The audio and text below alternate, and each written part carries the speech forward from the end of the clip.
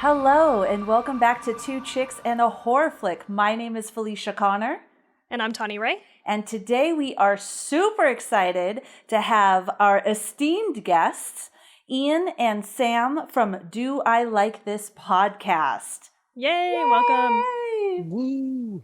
Excited to be here. Ian, muster up a little bit more enthusiasm, please. Try not to make too much sound.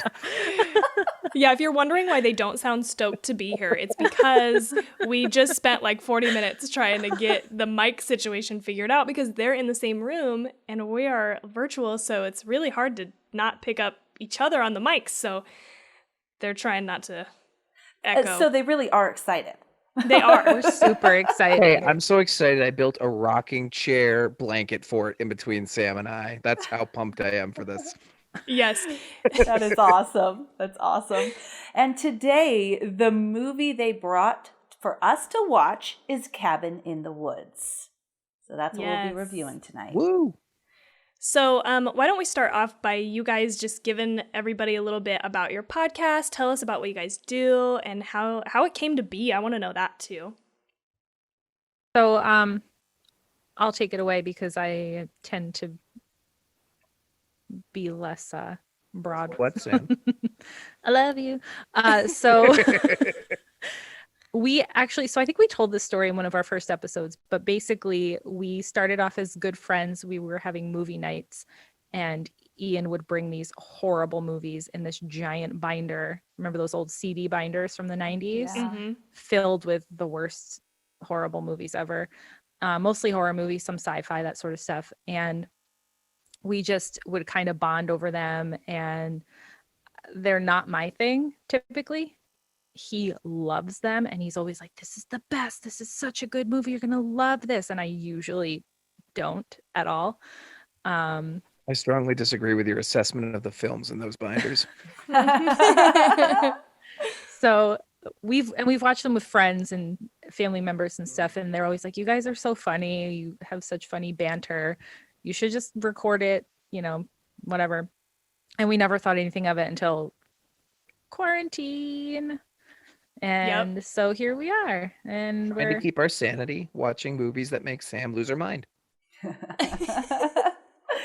Like, what is it about these movies? As a person who doesn't understand, I love your guys' podcast, though, by the way. Like, I like listening to you guys talk about it. Like, that is so much fun. And the way you talk about it is so funny. But I just want to know, like, why? Oh, I think this question might be addressed to me. Yeah. So one of the things I've always loved is just people earnestly trying with limited resources to tell a story. And I love horror. It's always been the genre I've enjoyed. I love creatures. I love the fantastical ability that a story can take on in a world that has less rules than our own. So I was naturally drawn to that genre. And in B movies and these lower budget movies, it's just the innovation and the willingness to try things and to put it out there for better or for worse. There's something so endearing and so honest about that I love about these movies.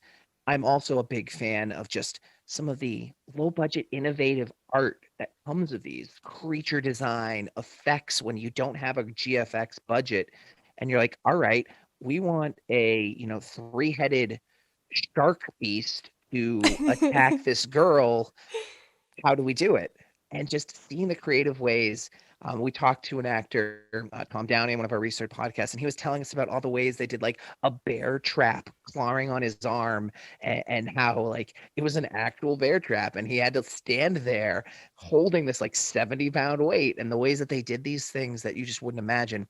I love that. And I'm just such a big fan of people trying things and taking risks that even when they don't succeed, and sometimes even more than, I just appreciate that they put that out there and were willing to share that.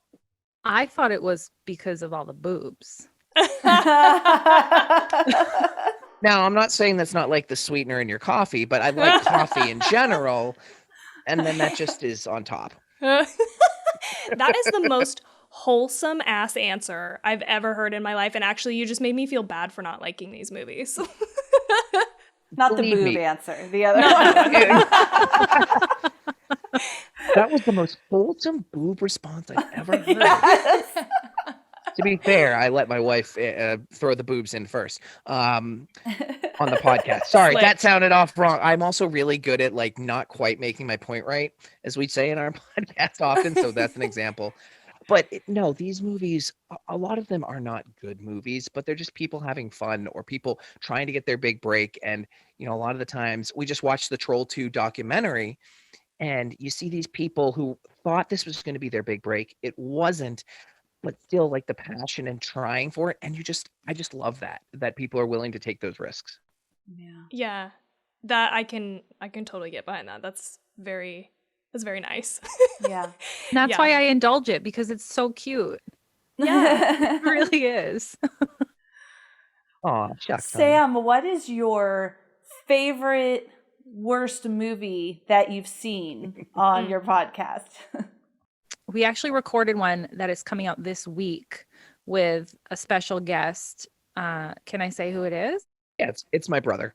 Ian's brother is probably the funniest person on this Oh my God. planet. And he and Ian together are extra funny, and he and I together are the funniest. So we decided to invite him on because we love him, and also he's fun. And we had him watch a movie that I have actually seen before. It's called Frankenstein's Army. It is. It's a good horror movie. It's a B movie. And it's low budget. It's real wacky. But the reason why I love it is because it's so over the top, kind of silly. The story takes this strange turn. Mhm. There are Nazis involved. Dr. Frankenstein's involved. The monsters are so cool. I love the monsters. That's why I love that movie. Tawny, you will love the monster design in this movie. It is Silent Hill Mhm. adjacent. Oh, okay. Yeah, it's very fun. You just have to get through the first 30 minutes of nothing happening. Literally nothing. Yeah. Okay. My brother described it as soldiers dicking around in the woods for 30 minutes, and that's exactly what it is. But the payoff is just so good. Yeah. You'll hear our enthusiasm when you Mhm. listen. But the movie also is just very watchable. Okay. Nice. Yeah. All right. How about you, That's my Ian? favorite. What's your favorite movie that you Oh, watch for your man. podcast? At least for So- your podcast. For the podcast, well, I love them all, as I think we've made it very Yeah. clear. That we've done so far, I would say it's the first one. I adore Death Valley, The Revenge of Bloody Bill. It is not a good movie. It is Okay. one of my, I've seen it 14 times. Now, to be fair, it came out in 2005, so I've had time. It's not like it's like a 2-year-old movie that I'm just like hammering away at. But I just really, really enjoy how bad it is because everyone in it's trying so hard. And they just have they have one guy, this character Earl, who's one of my favorite characters in movies because it's the only role this guy ever did. And it's a tragedy that it's the only role this guy ever did. That's good. And can I just say, Sam, behind you, that is not going to turn around and have Ooh. a scary face, right? Yeah. I mean, no promises. I Okay. actually was thinking that, looking at that behind me, I'm like, that looks real creepy because I'm kind of in this dark corner where there's no light, and then there's this giant jacket just That's one of hanging my behind jackets me. on my snow pants on another jacket. I was literally Yikes. staring at it like, please don't turn around. Please don't turn around. We Unblinked. actually have a special surprise for you guys. Oh, yes. As long as it doesn't like up level the host. As long as it's not God. a host level experience, I'm cool. Yeah. Oh, well, that's very cool. Thank you for sharing. And course. Sam, I want to know, because you're a big film buff too, and it's maybe just not that these movies are your types of favorite movies. Like, what do you love? What genre? What movies are your favorites? We're actually just talking about this today because I can't remember which episode I said it on recently, but I did say I made like a crack about how the stuff I like tends to be more like highbrow. And so I don't feel like I'm lowering myself by watching these movies, but it's definitely outside of what I normally like. And so we were talking today about my favorite movies, which are There Will Be Blood and Cool Hand Luke, Oh, good. which are not anything like these movies. And Yeah. then I was like, yeah. And then, we were talking about like Rainy Day movies, the movie that you will watch over and over and over again because it's a comfort thing and you love it so much. And mine are either the Lord of the Rings extended edition trilogy, or Much Ado About Nothing, the Kenneth Branagh version.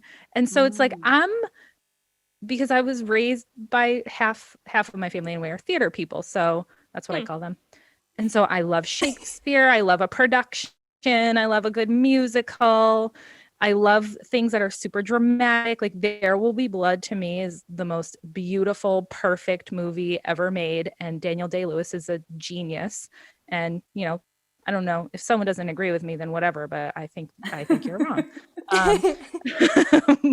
But that movie, like the first 15 minutes, there's no sound or there's no dialogue. And it just is like, oh, it's so good. And that's what I love. I love like a good, like, you know, when someone can do a movie like that, I'm all in, you know?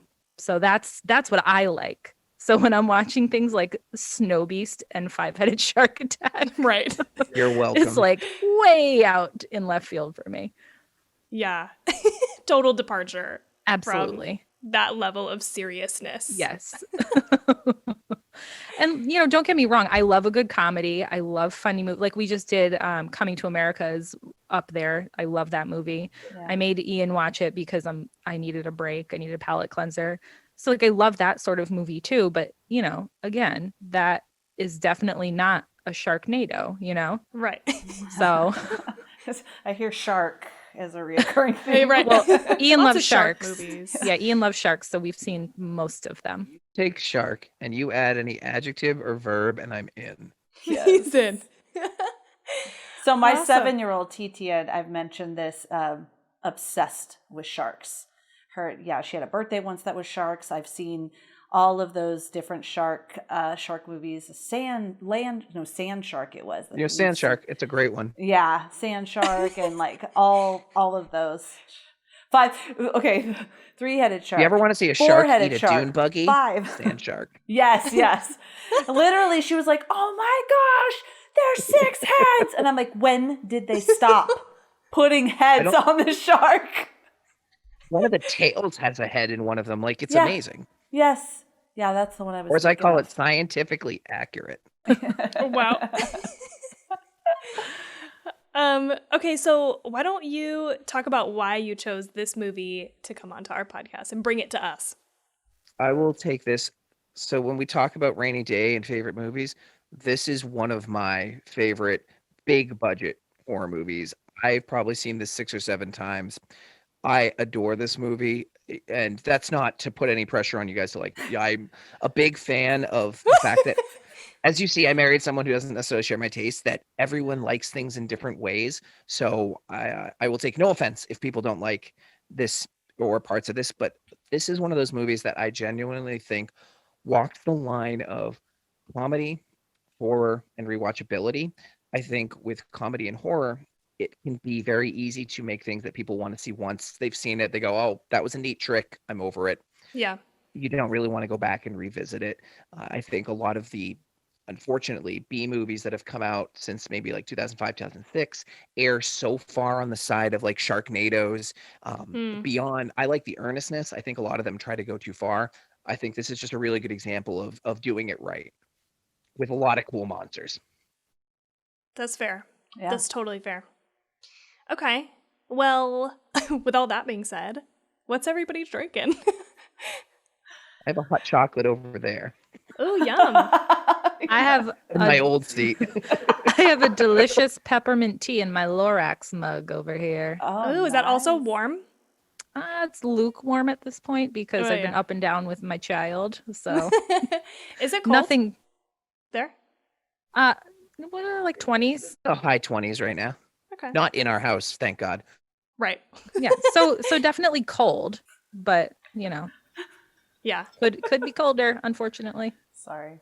I'm just giggling because she was like, "It's lukewarm," and you're like, "Is it cold?" And she's like, "Dude, I just said it was lukewarm." She looked at her cup. I'm sorry, I meant looked at you and was like, "Oh, like the outside." My bad. Oh God, you guys are making me laugh. I'm drinking water, but the reason is because I just had this. I was like, "Oh, I want a strawberry margarita."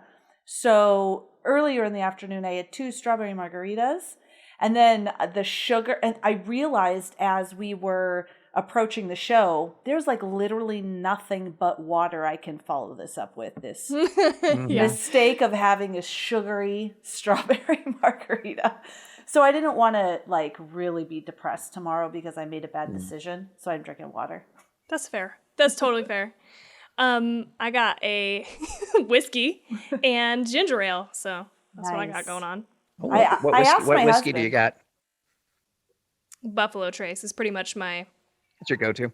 Yeah, like I'm loyal now to Buffalo Trace in a way that I didn't expect myself to be, so yeah. I did ask my husband, I said, honey, do you think I can have whiskey after drinking this? And he's like, I mean, you physically can have it. Like, but should you? Okay, we are talking about Cabin in the Woods. It was released in the U.S. in 2012. The director, and anybody correct me, I don't get offended if I'm going to make all these mistakes. Since you love this movie, you might know the pronunciation of names more better than me. Drew Goddard? Okay, sure. That's the director. And he started as a writer for the television series. I'm mentioning this because they were things I was like, oh, wow. Buffy the Vampire Slayer, Alias, and Lost. And he also created the Netflix superhero series Daredevil. He co-wrote and directed Cabin in the Woods and then Bad Times at the El Royale. Sure about that one. He wrote the screenplay for Cloverfield as well, World War Z, and The Martian. So, okay, got some good stuff there. The budget for this movie was $30 million, and the box office was $66.5 million. So doubled those dollar bills. They filmed, the location was in Vancouver. And the Rotten Tomatoes gave it a 92%. And then the rating average was a 7 out of 10. So I think there's a lot of people that feel the way you do, Ian. They also won a lot of awards. I didn't write them all down, but they won 5 2012 Fright Meter Awards, including Best Horror Movie, Best Director, and Best Screenplay. There was, I didn't write it down, but Fran Kranz, who played Marty, he won Best Actor in one of those film festivals as well. As he should. Agree. All right. So, do you want me to say the cast and then you want to do 2 minutes with Tawny, or vice versa, Tawny? Yeah, I think you should start with the cast because I threw in names, but I didn't throw them in until way later. So it might be good to refresh. Cool. All right. So Dana was played by Kristen Connolly. Kurt was played by Chris Hemsworth. Jules was played by Anna Hutchinson. Marty was played by Fran Kranz. Holden was played by Jesse Williams. And then my two favorite characters, Richard Jenkins played Sitterson, and Bradley Jenkins played Hadley. They're both named Jenkins? My second favorite character in the movie, Hadley. Oh, these two guys. Dude, I love them. Oh, yeah, we'll get into it, yeah. All right. Tawny. So now is 2 minutes with Tawny. I feel like we should have intro music going, 2 minutes with Tawny, something, I don't know. There you go. We should do it ourselves. 2 minutes. Like, that's it. Yeah, that's it. Okay. Cut none of that. You liked none of that? No, I said cut none of it. Keep it all in. I thought you said, yeah. I liked none of that. You know the movies I like? The last thing I'm going to be is negative to people. I was just going to say that. I was just going to say, wow, we really... That'd be a sharp turn for my personality. Oh. Okay, Tawny. All right, here we go. It's a tale as old as time. 5 young people decide to go to a cabin in the woods to get away, which really means party and get frisky. They run across your typical creepy old man at a gas station before continuing on to a cabin that looks very familiar. It's pretty much the exact cabin you've seen in other horror movies since what feels like the dawn of time. While we're watching these kids start their adventure, we're also seeing a couple of middle-aged corporate men in an office who seem to be buckling in for a big project over the weekend. We come to realize our office pals are watching the group in the cabin from a control room, and after a call from the creepy gas station man, Mordecai, we get the idea that they are controlling these kids and what's happening to them. The kids get the party started, while folks back at the office begin placing bets on what will happen. The basement door pops open, causing them all to go into the super creepy basement filled with spooky objects. They all start to explore when Dana begins reading a journal written by a little girl whose family worshipped pain and eventually had her arm eaten. There's some Latin in the journal, which Dana, of course, reads out loud, even though Marty, our resident stoner, begs her not to. Our group has just raised a family of redneck zombies that begin to descend on them as the office crew announce maintenance won the bet along with the intern. We get a look into other countries who have all failed except Japan, where some school kids are being tormented by a J-horror-esque ghost girl. When Kurt and Jules go off into the woods to have dirty, scary sex, they of course get attacked by our zombies. Jules is killed while Kurt runs back to the cabin. We see her blood filling up some kind of stone structure. Japan fails, so now it's all riding on this. The kids try to escape with the office crew pulling levers and blowing tunnels to kill them all off. Obviously, there are rules to this game. They must transgress before being killed, the whore dies first, and the last death is optional, the virgin, who is Dana, obviously. Marty is grabbed after finding a camera, Kurt dies trying to jump over a canyon on a bike, and Holden dies via a pick through the neck. Dana is getting her ass handed to her, while we see the office crew celebrating a job well done and mingling in the control room. Suddenly, they get a call from upstairs. Marty hasn't died, and they have to stop Dana from being killed first. Marty saves her, brings her to an elevator shaft, and they get into it. It takes them by a bunch of holding cells with terrifying creatures in them. They eventually make it into the facility where the office crew is. They let loose all of the monsters who massacre the workers in the building, and Dana and Marty make it down to a kind of center, I guess, of this building. I didn't know what else to call it. Where Sigourney Weaver shows up and explains to them the rules. Dana almost shoots Marty, but a werewolf gets her ass instead, and Sigourney is attacked by our little girl zombie. Dana and Marty smoke a joint while waiting for the world to end, and a gigantic hand bursts up out of the ground where the cabin was. The end. Nice. That was That's great, the movie. Tawny. See you next week. That's so good. I think I did miss a couple of key points, but you know what? Nah. Again, like we're kind of assuming that you've seen this movie before. You just Right. needed a little bit of a refresher. So, and on that note, we should say we cuss a bunch, obviously. If you've hung in this long, you know that. And we're going to spoil the shit out of this movie. Oops, sorry, just did it. And we need to Oopsie. record that disclaimer in the beginning. Like, You know, we I just- love a spoiler warning at the end. No one ever sees it coming. you're right. Anyway, so how should we start this? Felicia, Yes. since we brought it to you guys, how'd you feel about the movie?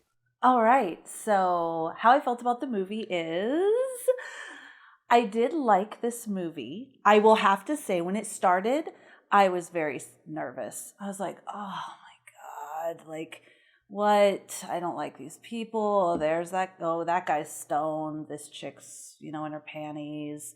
What's this whole thing about this girl can't do homework? I just like, Right? Yeah. I'm like, what the fuck? And I was like, oh man, Felicia, I literally said this out loud because my daughter, my middle daughter watched it with me. And I was like, I gotta get my head out of my ass, focus, like, don't assume it's gonna be terrible. And so I'm watching it, and then, the RV goes through the why can't I talk? The tunnel. And I'm like, that looks fake. And then this bird, ah! And it was like, so, and my daughter goes, oh, that doesn't look fake. And I'm like, oh man. And then boom, it hit this invisible shield. And then all of a sudden I'm like, oh, now I'm interested. What is happening? So I would have to say, I think they had a really nice balance of humor. I loved seeing all the monsters. I started to really like these characters, and they were endearing to me. And I started to see what they were doing with the kind of almost making a joke out of the very typical horror tropes and things like that. And so, yeah, I liked it. And in the beginning, I was like, oh, man, I don't want to go on the show and say that I didn't like it. Well, that's one of the things. Actually, no, Sam, I'll let you jump in on yours first because I think Tawny and I will probably have the most to say. I mean, I've seen this movie. Ian actually showed me this movie a couple years ago, and I remember seeing the trailer for it, and that's it. And so I just assumed it was like a typical horror movie, kids in the woods getting murdered. So once weird stuff started to happen, I was totally in because I love that meta sort of stuff where it's definitely got some tongue in cheek. And I like how they take, all the tropes and they slam them in your face, and then they make a joke out of them, like, oh, the blonde hair dye makes her stupid, that sort of thing. And like pumping in pheromones to make them more sexually active. And I love all of that stuff. And then obviously the monsters in the cubes are one of my favorite things ever. And then going through and looking at all the monsters and finding all the little Easter eggs is also really fun, because this is like my third time watching it now, because I just love it so much, and I didn't think I would. And I also think I like it from that perspective of it's definitely an allegory for movie making. Like the NASA headquarters, as I referred to it, with the guys who were amazing, by the way. They're the directors, they're the writers, they are making the movie, and they're making us feel the way they want us to feel. And so I like that whole piece as well, in addition to just the rest of the movie. So yeah, I like this movie a lot. I'm glad you brought that up, by the way, just before we keep going. But Tawny, do you want to go before me? No, I want you to go first. Oh, okay. No, I don't mind. No, one of the reasons I really thought this was a good one was I was actually listening to one of your episodes when you had We Love Horror on, and you were talking about horror comedy and how in the past you really weren't into it, and that, you had started to see some things and you started to appreciate it more over time. And I thought this is a good one to kind of show how the genre can be done well. I think this and Tucker and Dale versus Evil really fall into that category of horror comedy done in a way that works, that's rewatchable, that doesn't demean the intelligence of the audience. I think it's very easy for horror comedies to kind of go to the lowest common denominator, just bust out boobs and a monster. Like, as weird as a comparison this is, almost like a porno where the script and dialogue don't matter. It's just the motions of scene to scene to scene to end. Yeah. And I really like how this one, to Sam's point, she's way more in depth. I actually had never thought about the movie making process aspect of it. So as she was saying that, I'm like, fuck, my wife's kind of brilliant. Okay. All right. So something I didn't see. And I've seen this a lot of times. But I honestly agree with Felicia. We had mentioned this. I don't know if it'll end up in the recording. My favorite part of this movie, other than the monsters, which are, that's a chef's kiss. I don't know how it translates, so I just described it. I think that was great. That was a really great sound effect. I think you nailed it. What I really want from this, and I want this movie to become a franchise going back in time, is I want more about the directors, about the backstory, about what it's like putting this together. I thought that was really cool, and it was so unexpected to me. So that's what I think. Why I think this separates this for me as a rewatchable one, because you have two different stories that are both, you have the standard horror story, like Felicia described. Oh God, we have the nerd and we have the stoner, and as you're watching the beginning, you're like, Jesus Christ, is this really what I'm about to watch? But you also get this really good juxtaposition with this much more intricate story of saving the world through these horrible means, and what people are willing to. And I think as at a corporate, I was reading an article on it, like Goddard, the director, had some relationship to where he was from down in the Southwest, at corporations where people were building nuclear weapons, but it was their day-to-day lives, and what it was like to compartmentalize doing something so horrific potentially with a concept of greater good. Now I think you can argue that, and we won't hear because that's way above my pay grade. But how you can compartmentalize and be a normal person going through such a horrific thing, I thought was fascinating. Oh, yeah. Before Tawny starts, I just want to say I completely agree. I would love to know more about the gods, how they who reminded me of the Anunnaki, and I assume that's kind of where they're going with that. How did they get to where they are? How did humanity come up with this thing, to appease them? I want to know all of that. I would love to broker watch that agreement with evil gods. Yeah. I always Titans from Greek mythology. That was just my thought because they get locked down in the earth, but they're like forced down there. They're not just hanging out. But that was always my thought. So what you just said, I was like, oh, that's interesting too. My head always goes to the Anunnaki because they were the giant gods that came here and created the earth. I'm not saying they were, but I'm just saying that's so the idea. I see a giant person and they refer to them as gods, I think of it. Sorry, go ahead, I interrupted.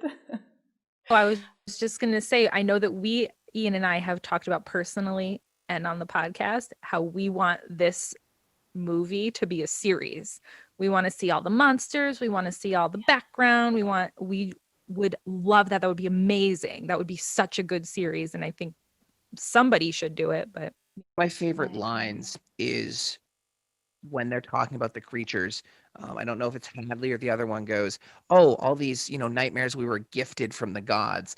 I want to know where all these nightmare creatures came from that the god, like there's so many cool ideas that this universe exists with all these creatures in it that the possibilities are endless. And I want to see more teenagers grab different items from the basement and get murdered in different ways. Yes. I have never thought about that, but I agree also wholeheartedly that I think even expanding upon this more could be really good because there's a lot there. It's like you could almost treat this as the last movie in the installment and move backwards, right? Yeah. But with that being said, I really don't like this movie. And I wanted to go last to kind of gauge where everybody else is because I've been dreading this conversation. Felicia and I have talked about this before. I never want to shit on something that somebody brings to us or be negative about it unnecessarily. You know what I mean? So I just wanted to see where everybody was. And so I can give a quick thing about why, and then we can just move on from that and just talk about. Just so you know, our entire podcast is shitting on movies people make. So don't feel bad to shit on a movie we brought to you. Yeah, Ian brings me stuff every week and it's like, oh, I love this. And I'm like, well, this is garbage. What's wrong with you? Yeah. What's wrong with you? And then you gotta, be together for the next whole day. Right, and you're right. I mean, I hope lifetime, but a day, I'll stick it a day at a time. Well, what I meant was that it wears off after 24 hours, we were talking to Sam earlier without you. And that's where those boxes came from. Right. Anyway, and so I'm sorry. And also, this is probably one of my most unpopular horror movie opinions ever because you read the the stats, people fucking love this movie. And in my process of because listen, I watched this on Wednesday. I was trying to get at it ahead of time and put together my thoughts because I didn't want to be on here rambling just negative shit. I wanted to be able to consolidate my thoughts and just say them and have them be done. And so, I went and read the way that a lot of other people feel about this movie. And in general, it's very highly regarded. People fucking love it. And so, again, I apologize. This is one of my most unpopular opinions, but I gotta be honest, So, I went and saw this in the theater when it came out. And at the time, I didn't like it. Because I was expecting something really different. And we had chatted very briefly about this before we started recording. I expected an actual horror movie. So when it came out of left field and was really zany and kind of funny and stuff, I wasn't prepared for that. And at the time, I don't think I appreciated horror comedy yet. But the thing is, I don't think I got dark comedy yet at that point in my life. It took me a little bit longer to really appreciate dark comedy. And that's one of my problems with this movie is tonally, this is just me also, it's just me, and I recognize that everybody else loves this movie, and good for you, that's totally great. For me, the comedy just doesn't hit all the time. There are some really funny moments, and then there are other moments that feel like the jokes are for, kids, to me. Oh, absolutely. I think you're absolutely on.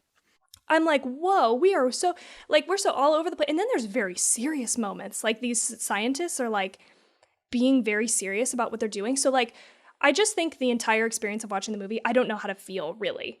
Because I'm wavering between these two things, which might just be a me problem. Like, other people, I think, really like that. But for me, it's like it never goes full dark comedy. And it also never goes full parody, which both of those things I really, really like. And so it's like we live somewhere in between. And that's why I think at the end of the day, it just doesn't hit my funny bone. And as like a larger conversation about this, when I go and read what people say about this movie, anytime somebody says they don't like it, people fucking attack their ass.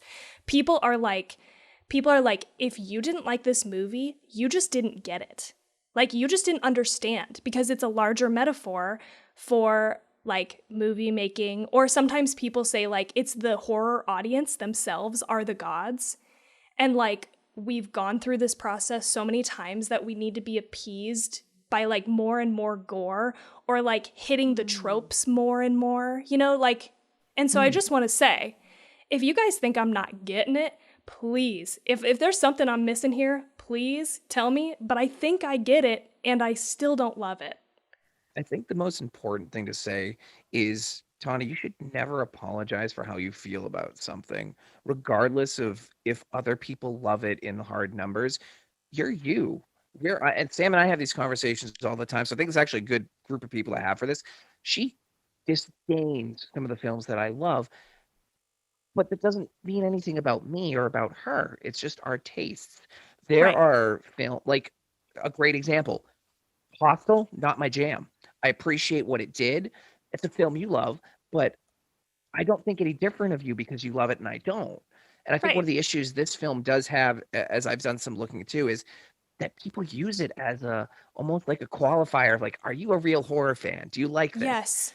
And that's something that I just think is silly, because everyone can be a real horror fan regardless of what they like and don't like. Yes. That's thank so you for good. saying that. Yeah, thank you for saying that. We're like, my whole world opened up, because I know we felt that way, or I did. I shouldn't speak for Tawny, but I felt that way with Creepshow. Like, I wasn't like super big, but I knew that was like people, it's, you know, like a cult classic. And I was like, oh God, I'm so nervous, because I really didn't enjoy it. I was really trying. I mean, Tawny, we're joking about it, and we're like, we liked that ant. Yeah, the drunk ant was cool. I will make you both feel in good company. We just released our Troll 2 episode, and at the end, Sam goes, so is this the best, worst movie ever made, like everyone thinks? And I said, no, I don't even think it's in my top 10. Like, I enjoyed the movie dearly. I disagree completely with this whole huge conversation. Yeah. I want to tell you that I listened to that literally like 3 hours ago. I heard you say that on my way back to home with some Chipotle, and I was like, I fucking respect that, because I like Troll 2 actually, and I think it's very funny, but I'm not used to watching these like like B-rate movies, and so it was like the first movie I watched. It was the first movie that I really got, oh, this is why people like things that are like so bad they're good. But you said that, and I was like, I fucking get that, because you've watched way more than I have. You know, like, I don't know. And I should probably watch some other ones, because I bet there's some other really funny shit out there. Oh, man. Dude, you have no idea. Avalanche sharks. Do not start with avalanche sharks. That is an acquired seasoning. Yeah.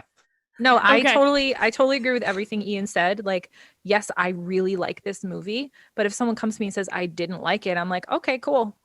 Because, I mean, there's a lot of things I like that, like, I will sit down and watch the 4.5-hour Kenneth Branagh version of Hamlet and enjoy every single moment. And Ian will walk out 5 minutes in eyes out if I'm lucky. And I'm not going to be like, well, you're wrong and I'm right and you're an idiot and blah, blah, blah. I'm like, well, no, because this is just what I like. And I think it's interesting. I will sit and watch WWE entrance music for like an hour on my break at work just to watch crowd reactions. And Sam will be like, what are you doing? I'm like, nothing, cool things. Don't worry about it. Nothing. Close your laptop. Nothing. Yeah. The only movie that I would say, you know, we made a joke about it, was like, if someone tells me I hate Tremors, I'd be like, I don't think I like you. Okay. I'm that way. I think I also said that with Jaws. I'm like, if you can't enjoy Jaws or appreciate Jaws as like a perfect creature movie, I would want to have a conversation, I think would be the right thing to say. Yeah. Oh, that's fair. That's fair. And I appreciate you guys really supporting me in this opinion because honestly, like, just to get really real about it here for a second, I do feel like in my entire life, the horror community has never been like an elitist community in my life. Like, I don't think I've ever actually met anybody in person that I've talked to that loves horror that's like a gatekeeper or like anything like that I can remember. So even if they were, it was like a very passing thing. And I really appreciate that about the community itself, right? Like, just people are so fucking cool all the time. And then to go online and read the extreme backlash that people have about this movie in particular started to make me nervous. I was like, you know, people are coming out of the woodwork being assholes about this. Like, you just didn't get it. And so then it put me in this place of like, anything I say about this movie in a way puts me back in this ironic position because it's like, oh, you didn't like it because the movie is about you. And it doesn't have very nice things to say about you as the horror audience. And so like, I'm like, now I feel trapped. Like, now I feel like I can't say anything without it like backing up this opinion that people have. I'm going to give you a little left field on this and one of my theories behind it. I think it's the Joss Whedon effect. And okay, what I call wondered about this. The Joss Whedon effect is his fans, and I am one of them for some of his work. As a human being, he can go right off and fuck himself. Okay. For some of the things he's done. Yeah. But they are so passionate. And so from Buffy to Angel to Firefly to Dollhouse to this movie, I think there is that they're so protective of those franchises. And like I am with Firefly, I won't lie, I think it's one of the best series ever made. But I think I've seen so many people get so defensive. And for some reason, his fan bases cultivate this passion of you have to join us, because I don't know if it's that a lot of these franchises are kind of underdogs in a lot of way, and they're breaking through into the mainstream. And, you know, Buffy was really a big breakthrough into the mainstream for sci-fi in kind of the CW and this modern shot, or the WB back then. God, we're old. Time is passing. I knew what you meant. Yeah. But to see them get success, and then now he's become this big Marvel director, and I think people are very protective of him. And I think that might be one of the factors behind why this movie itself is such a lightning rod for promotion.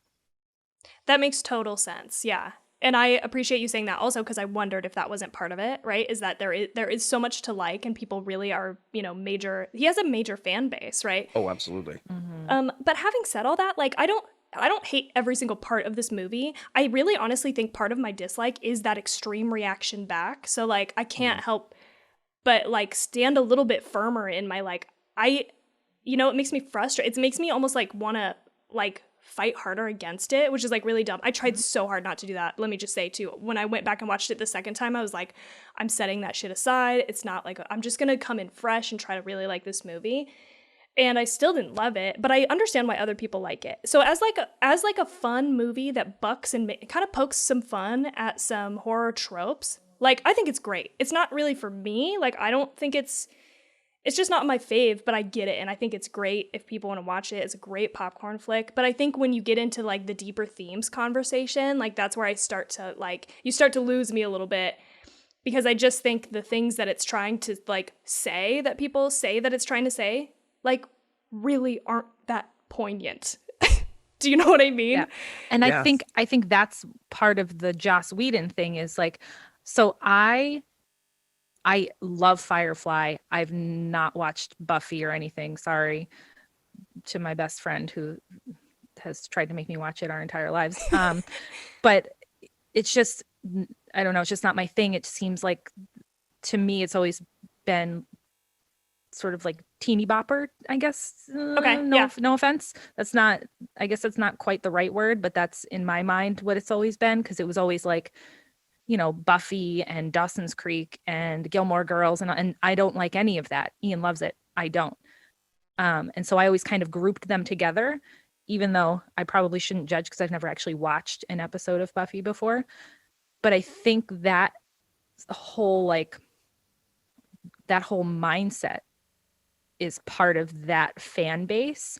And I think that, and I don't mean that in a negative way. I just mean, that's that collective thing that Ian was talking about. And I also think that it's, I'm trying to think of the way I'm trying to say it is going to be offensive, and I don't want it to be offensive. So maybe I want to back off a little bit for a minute and like collect my thoughts.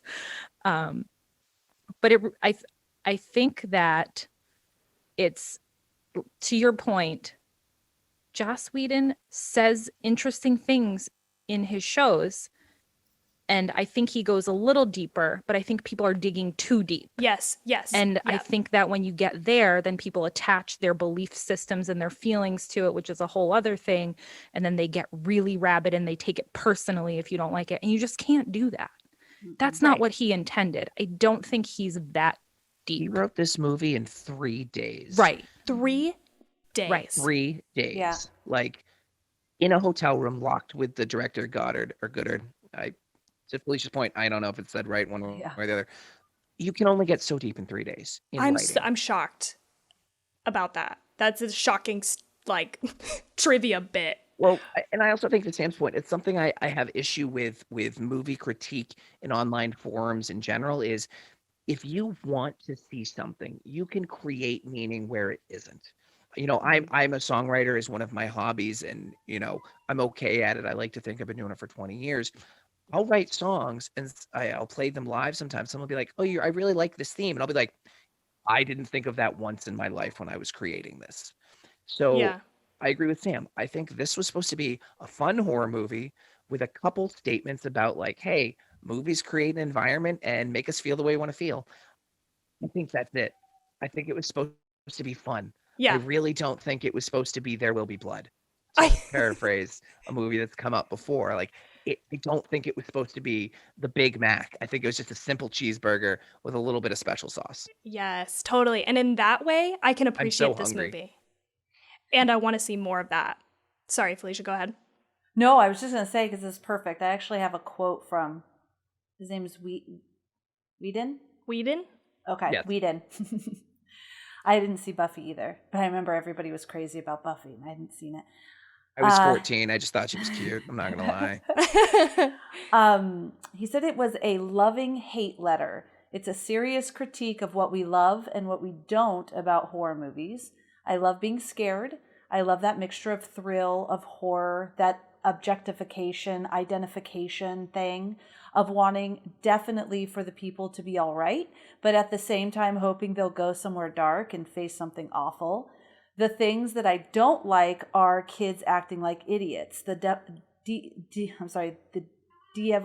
de-evolution of the horror movie. Sorry.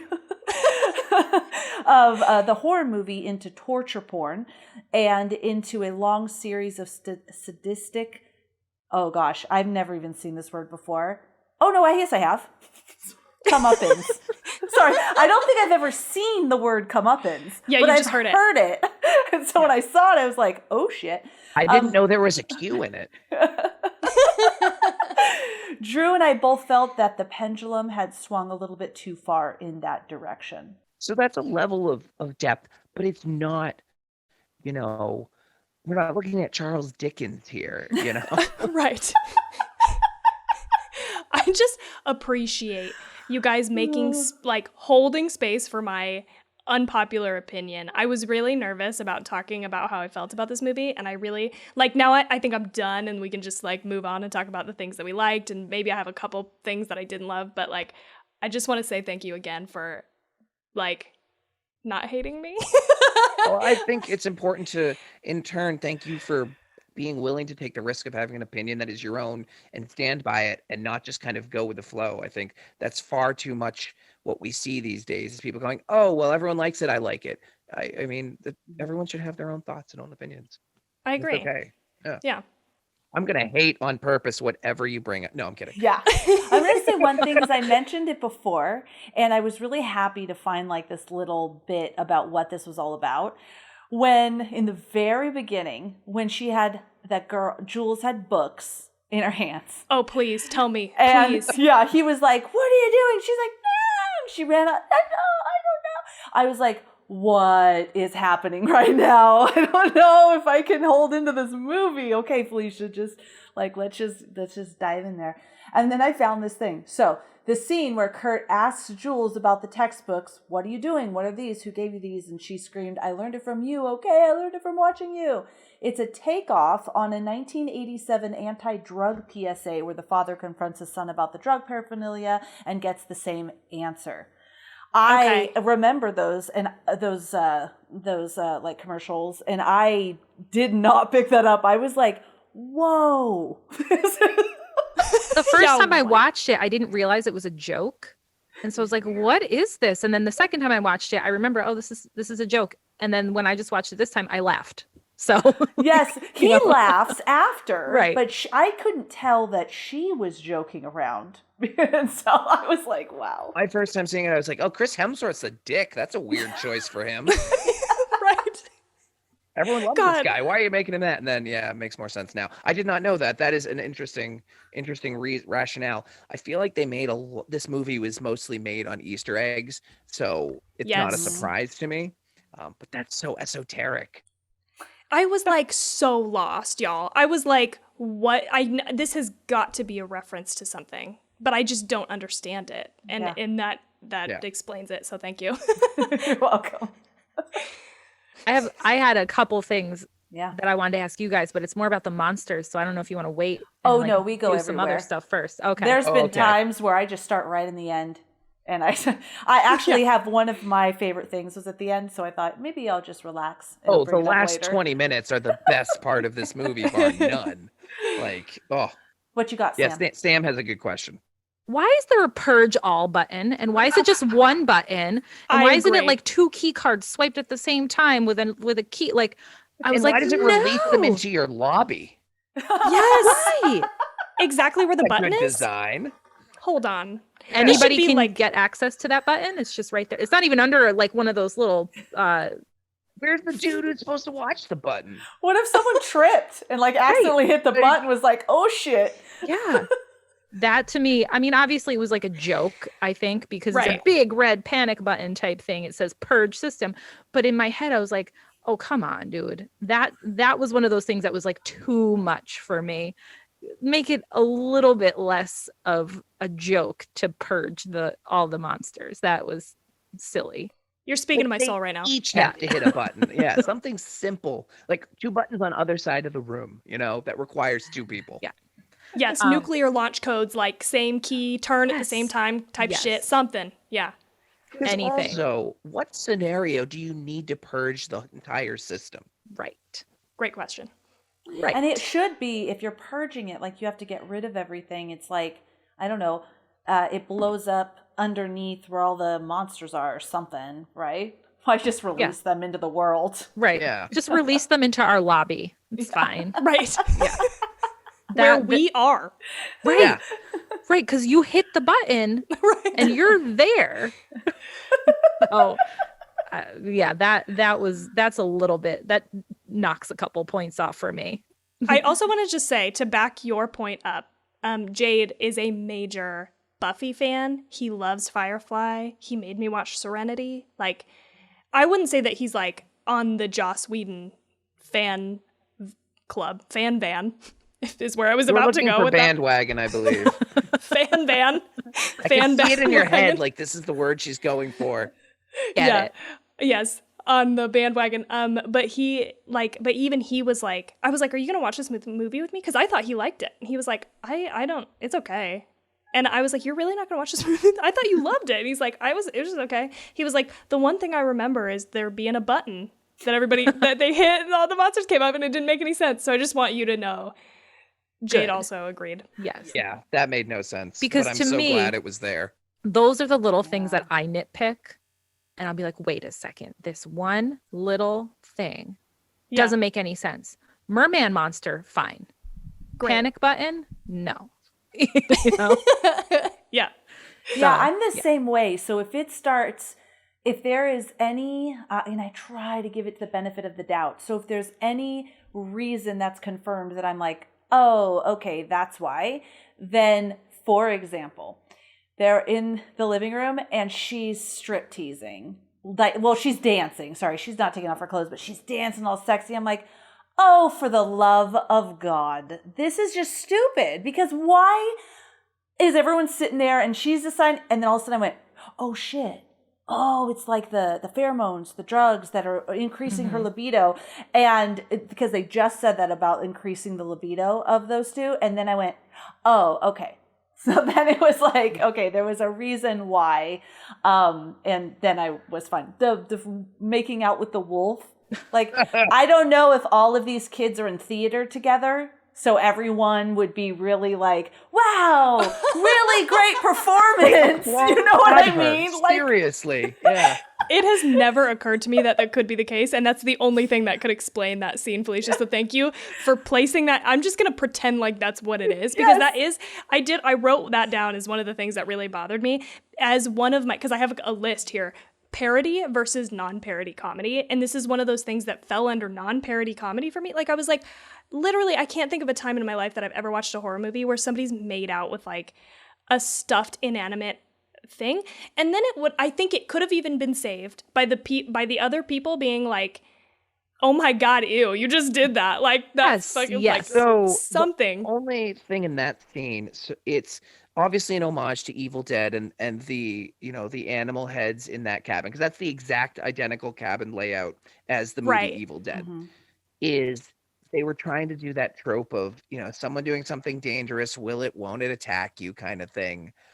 But you didn't, like you said, have to do it in the theater after party, you know? It was so weird.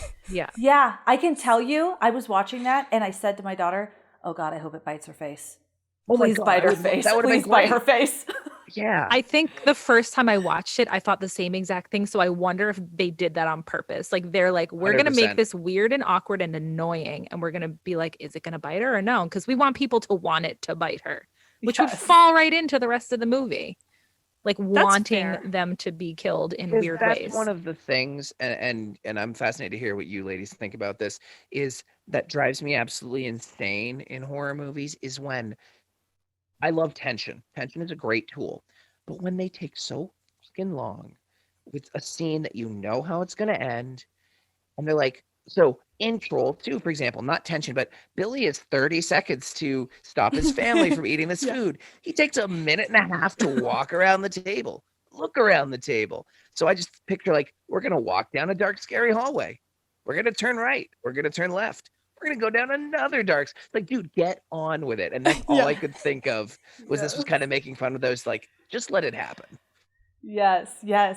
I want to say one more thing to what Sam was saying with the nitpicky. I get nitpicky too. For example, when Dana, right, when she got to the cabin, I said this, and I get so like oddly passionate about the weirdest things. But she walked in and she's like, looking around.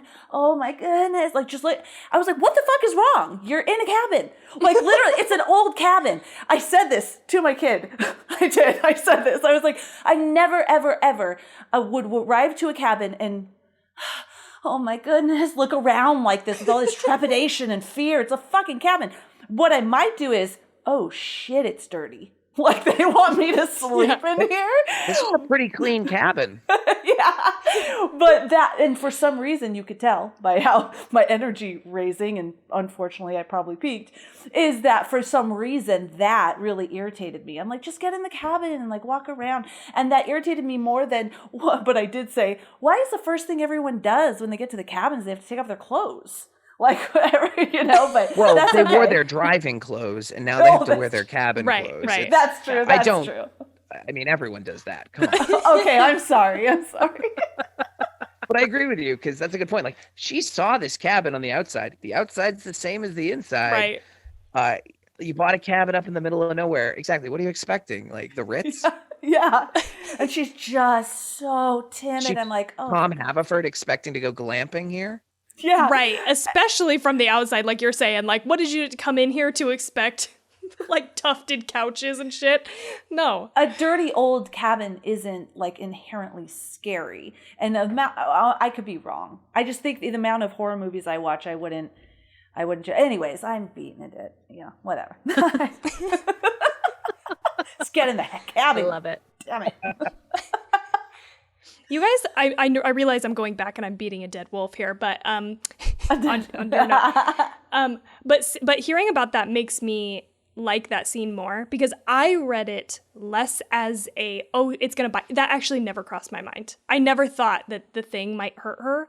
I read it as I dare you to kiss the other girl in the cabin, but instead of the girl, we're gonna do it to this wolf. And like, so to me, it was like, okay, we're sort of like making a parody scene about like, it's like a sexual innuendo type thing. And it's like, okay, well, not even an innuendo, but you know what I'm saying? Like, it was supposed to be like, let's get this party started by making out, and it was like, right. Ew. The two girls who are here with three guys, like, let's watch them make out, and what's going to go from there? Well, very limited options. But it didn't feel very, like, I was like, whoa, this is weird. Like, we just went in a weird direction. Like, and as a germaphobe, I'm like, fucking gross. That thing is dead and has been hanging up there collecting dust. No, thank you.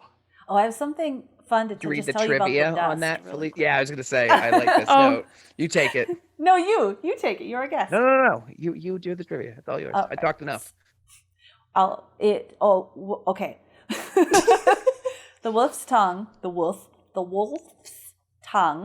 that's a weird word, it's a hard word to say, was coated in powdered sugar to make it look dusty and also not to be that terrible of an experience for her. Was it an actual wolf's head or was it a fake? No, it was silicone. Oh, okay. That makes me feel way better. I was like, oh god. Imagine if like Joss Whedon's there. It's like, so, all right, I'm going to need you to go over there. We just cut this head off a wolf. Like, it is fresh. I need you to make out with that. You never know, dude. Method acting, Yeah, we've come across some weird... I would change my method of acting if that was the option. Yeah. I think that I didn't think of that with the wolf head, and I agree with Tawny. It makes me see it a little bit different, because at first I was like, this is just... Like, if Tawny was doing that, I'd be like, Tawny, just kiss the fucking wolf already and get back over here. Like, right. This is going on and on. But I think you're right. I think that they did want to do a lot of those type of things, because a note that I had read was that the opening scene was totally deliberate. It was deliberate by the filmmakers to confuse the audience and make them think that they walked into the wrong movie. And I actually fully felt that. When it started, I was like, oh, shit, did I start the wrong movie or did I watch the wrong trailer? Is what I thought to myself. Yeah. That's a weird sentiment to have with how you want to start your movie. Right? I really want to do this. I want people to think they're in the wrong movie. I want people to potentially leave the theater. Yeah, that's weird. So, Sam, you had another question that I'm really excited to hear their answers to. So, to bring it all the way back. So, when all the monsters are purged and they're just massacring everyone, we see so many fun, hysterical, gross, terrifying creatures and so many deaths. And at one point, there was a death and it made me laugh really hard. And I thought to myself, oh, that's probably my favorite. And then I thought, oh, I wonder what everyone else's favorite is. And then like 5 seconds later, something else happened. I'm like, no, that's my favorite. And so it got me thinking, like, what is everyone's favorite? Like, did you have a moment in any of those like, were any of the monsters your favorite? Were any of the like monster murders your favorite? Because that's like really what we all watch these for, right? Yeah. Ooh, that's a good I want to one. know yours. You go first. So the first one was the unicorn. Okay. Stabbing. I said to my daughter, I didn't know unicorns were evil. Right. Well, and that was my thought too. I'm like, that's an evil monster beast. Okay. And also, how do you drop it into any scenario and have it wipe out 5 people? You know what I mean? That's my thought, is just impaling everybody, So that was my thought. And that's why I was laughing. I'm like, oh, that's my favorite because that's hysterical. And then like a minute later, we got the merman death. Oh, yeah. So first of all, it's funny because it's his favorite, the one that he's been betting on. He wants to see a merman. And he's like, oh, come on. Like, really, you're going to be the thing that fucking kills me. And then when it does kill him, the blood coming out of its blowhole, I was like, yes, so good in all the ways. Yes. I agree. Can that be mine too? Oh, Because of course. that whole thing was very funny to me. It was one of Yes. it was one of my favorite parts. I wrote it down because it comes back up, like a few times, and then the absurdity. And this is what I'm talking about. Like, this is like I could have done with some more of this, right? Right. Like over the absolutely. top, Yeah. super gory. What the fuck? I like that kind of humor. And it would just took it to the next level when the blood spurted out of the blowhole. Oh. So that's mine too. Yeah. Okay, before I tell you mine, I have a question for both of you. How on earth, and I need you to explain it to me, if they choose that merman conch, does that merman take out all 5 of them? If Yeah, he's they not a would fast have mover. to. They would have to like The lake. It must be the lake. The lake. Okay. They would have to crank up the heat in the house and in the world. You know how they did that, where everyone's like, the only good place to be is in the water. That's a You good point, literally because just they made me had like hot. that dungeon built underneath. So I bet you we didn't see all of the property. There are different areas for different, like there might be a narrow hallway maze that the unicorn lives in, Sam. And they're like, hey Yes. guys, let's go do a hedge mage. This scent I got says I want to replicate The Shining. It takes the freaking unicorn probably like a month and a half to kill all those Right. people. Oh, yeah. Right. They gotta start that one way early. Yeah, way early. Before Ian goes, I'm just gonna say, and I have proof, the merman was my favorite. I literally have merman, 3 exclamation points. Merman, 3 exclamation points. And this is why. Because I loved that character. Those two He guys was my favorite. were by far, God, I loved the scenes with them. Mm-hmm. So when he was on the ground, I said actually out loud to my daughter, I hope he gets to see the merman before he dies. And then here comes the merman. Yes. It is so gratifying. Yes. Yes. Yep. The best. And I love the blowhole, the blood, because it's like not anything I would expect. Right. Yes. Right. Right, because when he says merman, we get the whole movie to think, what the heck does that mean? And Yes. I won't lie, I had no idea, and it exceeded my expectations of what it would be. Yeah. Yeah, but I've is- only seen sexy mermen in Right. in Right. movies. You picture like King Trident from Little Yeah. Mermaid coming out. Yes, yes. I was he's waiting for hot. Jason Momoa to walk out and be Oh, like, boy. is this happening? Yes. That would have been great though. Yeah. I feel like it would have tested well, yeah. So I'll go out a little right field here. My favorite, and Sam's probably not going to be stunned, I loved the yellow scorpion robot monster with the saw blade just going to town on stuff. I was like, that's cool. I want to Yeah. fight. I want that as my BattleBots robot. Like, Okay. Yes. Yeah, that's a I good love one. that one. But I also genuinely really love the werewolf just because he has a couple different things. And I think he's a badass werewolf. That was a good werewolf. I Yeah. agree. I'm so glad he bit her, and he was like, Oh, that was and- great. And after, my daughter was like, "How is she alive?" I'm like, "He totally mauled her. I do not know how she's alive." He was though. He was vicious. He was a good one. He was good. Yeah. I I mean, I do- loved all of them, but like those are my favorites. I do want to give a special shout out to I forgot, even looked at the credits, what he was credited as, but he was the he was essentially the Hellraiser, version, like all of them smushed to It's one. Lord Fornicus of something, which Yes. is hysterical. Yeah. Yes. Yes, He was And- good. Yeah, he just, I don't know, that Lord, one, Fornicus, Lord of Bondage and Pain. yes. I That one- believe it too. Yeah. That one tickled me a little bit because I just was like, okay, because some of them are maybe a little too vague. I wish that and I'm sure this is, in part due to what they got permission to do. You have to pay probably a lot of money if you want to exactly parody something. And so I get that they were going a little bit more vague, but I almost wish that some of them had been a little bit more pointed. And one of the Yeah. monsters that you see when it pulls out is the twins. You got a set of twins from The Shining and stuff. So some of I wanted a little bit more of those very specific monsters. And so that's why I liked him, is he felt very oh, I know who that is, All right. What was the one, and this is a spin-off on Sam's question, that would have most horrified you if you were the kids? For me, and it's no doubt, it was that giant fucking tarantula. I I would be dead. I wouldn't have a shot. I wouldn't even want to get near it. I couldn't handle it. Like the other ones, I could feel like I could try to fight off. That thing creeps me out so bad. I would say the flying thing for me. Mm. It's like a bat thing, right? Like how would you like a bat describe monster? I would call it a bat monster, yeah. I'm like terrified of birds actually. So anything that flies around, ugh. Yeah, so that would do it then. I'm sure there's a giant bird in one of those cubes somewhere. I would imagine. Yeah. I would For imagine. Or like a swarm of them, like a Hitchcock reference. Oh yeah. Yep. Mm-hmm. How about you, I Sam? personally hate, and I think I said this during our Zoom get together when we first met.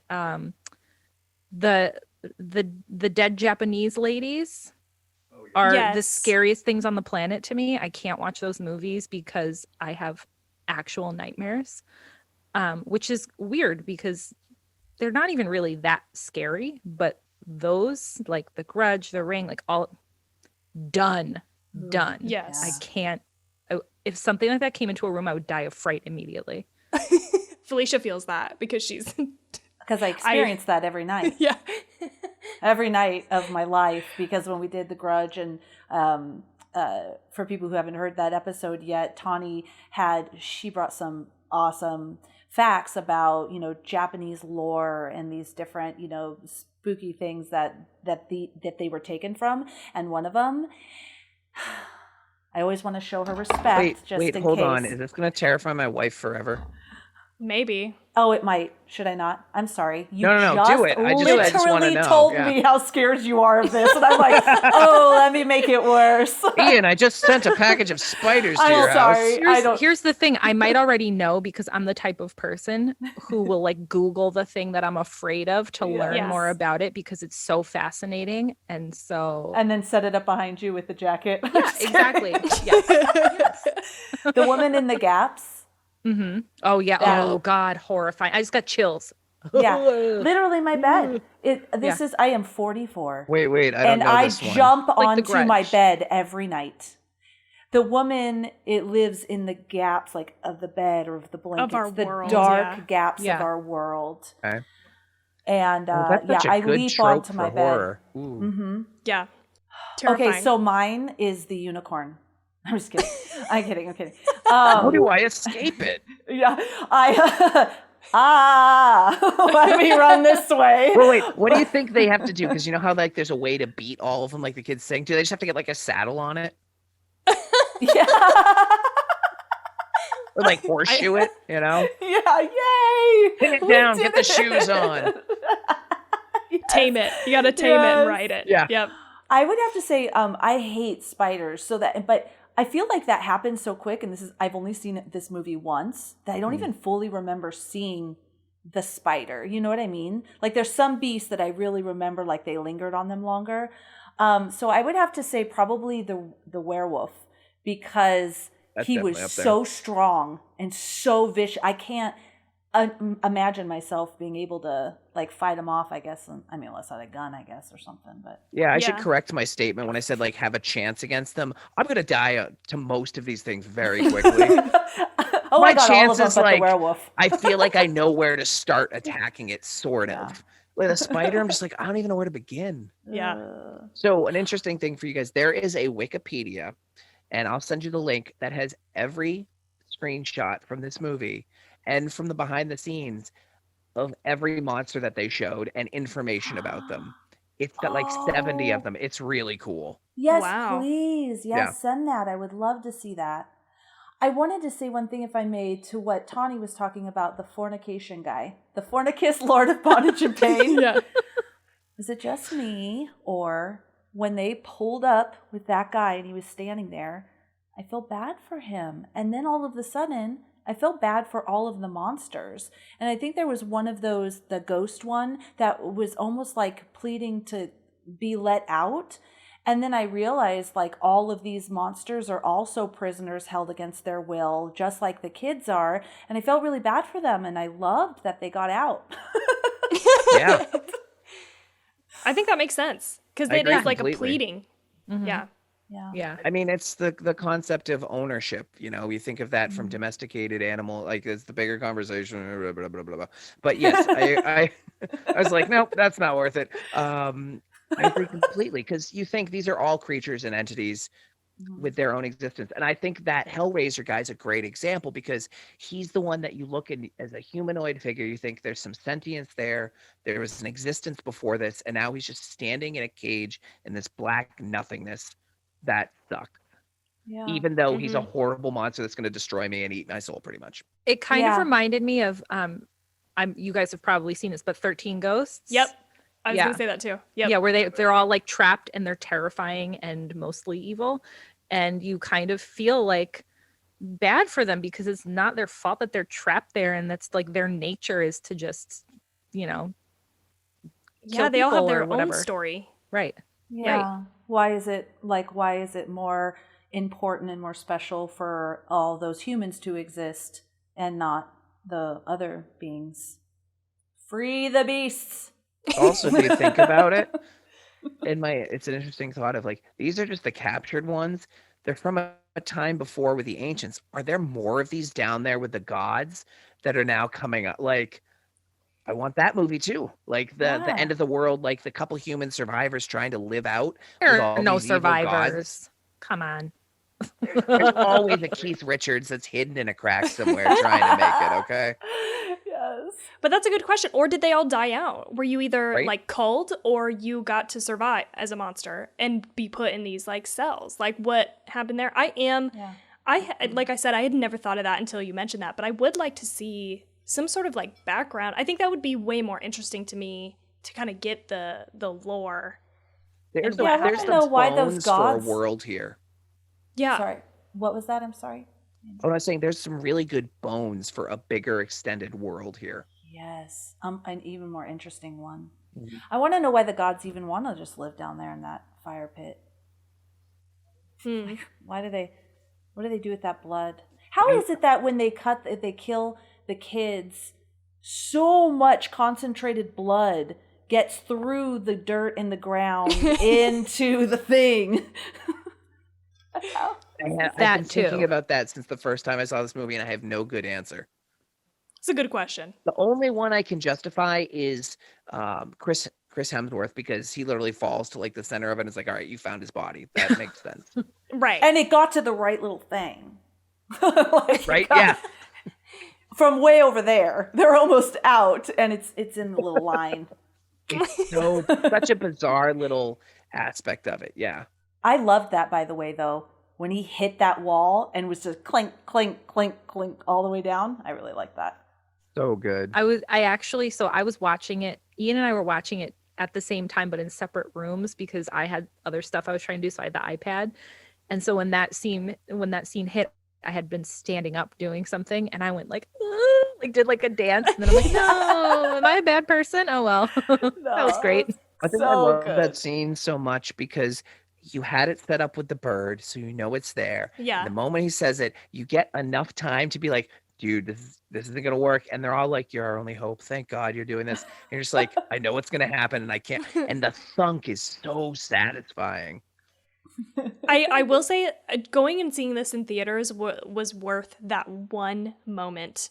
Watching on a big screen with like really loud speakers. Like I remember, out of everything in this movie, I remember that moment the most, and just being like, whoa, like it was a really great scene for that. Yeah. It was fun. Did you guys know that thermal mug bong was actually a fully functioning mug and bong, and it cost $5,000 to make? Read that, yes. That thing, by the way, fully worth whatever in that universe Marty paid for it, because that is a multi-purpose weapon, bong, mug, whatever. Yeah. Yeah. I think it's made out of like adamantium, yeah, because that thing does not break. So funny. It took me my third rewatch today to realize that is what he has when he fights off the zombie. I was like, oh shit, that's the bong mug from earlier. So can we talk about from the kids storyline, he's my favorite. I don't know if absolutely. he's anyone else's favorite, but he's my favorite because first of all, he's the only one with any sense in him. And he also is very funny, and I love me some comedic relief. Give me that sort of kind of it's almost like the Shakespeare thing where you have the comedic relief that also knows a little bit more than everybody else in the story, and they kind of sprinkle that to the audience a little bit. So that to me is like, I love that sort of thing. So I don't know, I know Ian loves him too, but I was wondering like what your take on him was. He was my least favorite. I'm sorry. I really did not like this guy. And part of it is because like half the time he has kind of an accent, and that was driving my ass crazy. I was like, what are we doing here? Like half the time he's like, ooh, I'm just being a crazy stoner guy. And then like the other time he's like talking normal. I'm like, what is happening? This person cannot be a bad actor. Like I was like, I don't think that's what the problem is, but it feels like he's not on the same level as everybody else. Like everybody else feels pretty consistent. And I get that there's like a level of, we go to the cabin and they're acting differently because of the chemicals that are being like pumped into the cabin and whatever. But I don't know. I had a weird problem with this guy. I was like, Fran is a Joss Whedon regular. He had a major role in Dollhouse. So he's quite a good actor. His stoner voice is weird. I'll agree with you completely on that. All right. So for the podcast, so we just all came back from a short break. It's just spurred a great question. So Felicia's answer is Jar Jar Binks. And the question is, what character, if someone comes in with a hot opinion for or against, is a deal breaker for you? Yeah, mine, just to be clear, Felicia is not on team Jar Jar Binks. I just want to put that out there. No. So mine is, if you came in and you're like, I love Jar Jar Binks, and you're like, you're wearing a shirt and shit, we're probably not going to be friends. We're not going to get along because I hated him. That was one of the irrationally passionate hate for this character. yeah. Felicia, as a thank you for this episode, I'm going to send you a Jar Jar Binks shirt. Oh, God, if that's a thing. Oh, I'm sure it is. Star Wars monetized everything. Okay, so we totally left off in a great question from Sam.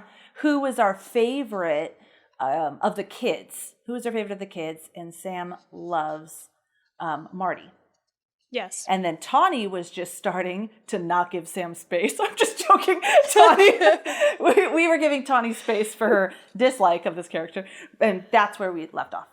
Yes. And you were saying that he is a Joss Whedon regular. Yeah. Mm-hmm. Okay, we said it. If I can say, this is not like my favorite or not, and Tawny hasn't said her favorite yet, but I am like the bond between you two, because I hated him when he started. And I'm just like, so there's a lot of noises there that express, and I couldn't stand it. Then he was saying some stuff that I really liked. For example, do not read the Latin. I love that. Do not read. And then I was like, okay, I like that. And then he would start to say some stuff that was good, and I liked his comedy. I loved when Chris Hemsworth, Kurt, is like, we should totally split up. And he's like, how is that? I love sarcastic humor. So I started to like him, and I liked him at the end. So it was kind of like this, like I really didn't like him starting out. When he had that bong and he was like going to beat him up, I'm like, oh my God. But yeah. But who did you love, Tawny? Of the group of kids, which they're not like really, they're like young adults, I would say I really liked Holden. I did. He did feel more like the most like realistic almost character. Everybody else was sort of like, I don't know, like, but I really identified with him, and I love that scene where she's undressing on the other side of the glass, and he's like really having an internal battle, and he's like, no, I can't do that. Like, I don't know, he was really endearing. I think more than all of the other ones, including Dana. Weird Sports Guy was my least favorite character of all of them. Really? I call him Sports Guy because I don't remember the names. Chris Hemsworth. So plain vanilla down the middle. It No, just, I think your guy you're talking about. Oh, this guy, Holden. Yeah, Holden. yeah. Okay. Yeah. Okay. Sports. Yeah, him sports guy because he's wearing the sports jacket to start the movie. He caught the football. This is how we come up with our names on our episode. Hemsworth was fine. I thought he played his role really well. I actually really thought that Jules did a good job in that role because it's such a gross role to play, and she did it in a way that didn't feel scummy. And I'm gonna say, like, she didn't come off as like, Paris Hilton in 9 Lives or someone who's really just kind of being cheesy, sleazy, slutty. Like, she was clearly being slutty, but she regressed well from the character at the beginning to that, trope stereotype by the end. And I appreciate anyone who's willing to, get their head cut off in a movie. Nice. That's fair. One of the moments that did make me laugh out loud was I did and we've talked shit about this making out with the wolf scene already, but the moment when she walks up to the wolf and she looks around and she's all, "Who, me?" That cracked. That was I thought that was funny. really Yeah. well done. Yeah. And it was a funny line. She delivered it well. So I agree. She was a very good actress in this. It's not like I disliked her. She was really great. We'll see now. Didn't really have any feeling for the main girl. It was indifferent. Yeah, she's really just neutral, yeah? Yeah. When that Jules walked up and went, "Who, me?" I actually was like, "Oh, fuck." Just kiss the wolf. Seriously, who elongates that experience? Just get it over with. Yeah. Do it. I would have to say my favorite and it's equal was the 2 guys. That's why when you said that, I got confused, Tawny, because I did Kurt and Holden. I totally see what you're saying, Ian, about Holden, and I felt how Tawny did, where he was, he was a nice guy, and he, I don't know, I think I just appreciated how he treated the girl, and how, he was inquisitive, and I don't know, I liked that. And then I liked Kurt because he made me laugh, especially he was funny. Yeah, he was really good, when he would be when he would become drugged and switching, so I liked him too. I also love that moment when they're in the lake and he's like, "What's that? It's my girlfriend!" and throws her in. That made me laugh too. Let's all be real, because we've all been there at the pool and been pushed in when we don't want to. There's no way that turns into an advantageous situation for him in that relationship. That is just, you're going to get grilled by your girl for doing that. What was he thinking? Funny, because he said that and he threw her in, and then he goes, "And what is that?" And he's like, "A handsome man," or something, and Yeah. jumps in the water. He's actually, Chris Hemsworth is a really good comedic actor, which I did not expect from him at all. Is in the Zac Efron tier if you're like, oh, you're actually good at this. Mm-hmm. Yeah, I like Zac Efron. Yeah. Really funny. Can I tell you something about your favorite guy? Marty is actually so, I don't know if he is still, he was so ripped, so ripped, that's why he does not take off his clothes and get into the lake, is because they didn't want him to show up, the 2 guys that were supposed to be the hunks. And that's why they also dressed him in loose-fitting, baggy clothes. And the writers joked that he's ripped like a muscular Jesus, is what they would say to him. I have such a hard time picturing that character as ripped. I love that. That's so good. He's like a secret hunk. Yeah, he's a secret hunk. They didn't want him to upstage Hemsworth. Man. That's great. Funny. I don't think of I feel like a ripped Jesus is a weird comparison. I agree. Of all the things you could phrase. I know. Well, it was probably because he had that long hair. It was probably. Well, you know Not what, you that guys, long. you didn't spend this months on a set filming with the dude. Who knows? Well, that's true. Maybe he's Christian and he prays a lot or something. Wait, have you seen? Actually, you know what? No one's seen this movie. There's this horrible, ridiculous Steve Coogan movie called Hamlet 2, where he does a musical I've seen that movie. of Hamlet, a sequel, and one of the songs in the musical, Jesus somehow makes an appearance, is called "Rock Me Sexy Jesus." Wow. He's Okay. dressed up as It was Jesus about in a Fran. tank top, and he's dancing around. And when you just said that, all I could think of is Rock Me Sexy Jesus. Maybe they had seen that. And they were like, oh, this is what you remind me For Tawny and Felicia, one of the lines is rock me, sexy Jesus. You know what? I feel like I've heard that. I remember when the trailer was going around, everyone thought it was hilarious, but I don't think anyone actually watched the movie. No, I don't remember, honestly. It was really, I think she's in it. It was bad. It was very bad. It's got some legit comedic actors in it. Which is surprising. I feel like, okay, just while we're on the subject, because I don't want to bring this back around, but like a few of the things that I really took issue with is just these moments of comedy, including this guy, Marty. Like, I feel like, a few things that he said, I was like, okay. And then other things that I thought were very funny. Like, okay, so here's the thing that I didn't like, is when they are going down into the facility in the elevator, she joins him in there and sees the zombie, like, in the corner, and he's like, oh yeah, I had to dismember him with a trowel. Then he goes, how have you been? Or like, what have you been up to? And I just was like, it's not doing it for me. That line, not funny. I don't know. Like, I agree with that, because I remember when I watched it last night, I was like, oh, that was flat. That didn't really do it for me.